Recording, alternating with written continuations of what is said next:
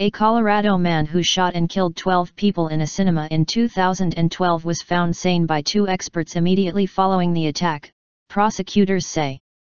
James Holmes, 27, has admitted the killings, but pleaded not guilty on grounds of insanity. Mr. Holmes opened fire during the midnight premiere of a Batman film in Aurora, Colorado, in July 2012. Officials say he was wearing body armor, threw smoke canisters and shot at people trying to escape. If the jury finds him not guilty on grounds of insanity, he will spend the rest of his life in a mental institution for the criminally insane. Otherwise he faces the death penalty.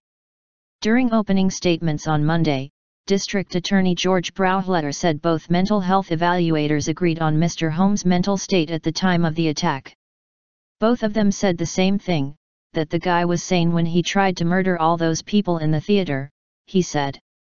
Prosecutors have argued the attack was clearly premeditated, with Mr. Holmes planning and amassing weapons for months, as well as elaborately booby-trapping his apartment to kill anyone who tried to enter.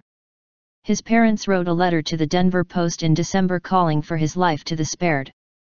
Robert and Arlene Holmes said their son was not a monster, but suffers from severe mental illness. The trial comes after 2.5 years of complicated legal questions related to the death penalty and the insanity plea, and after nearly 3 months of jury selection.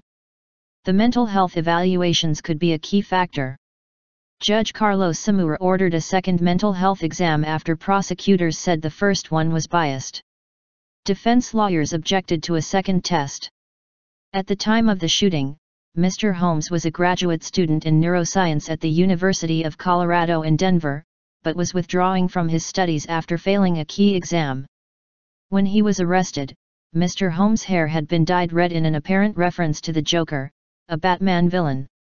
He appeared dazed in his first court appearance, and cameras were banned from further hearings.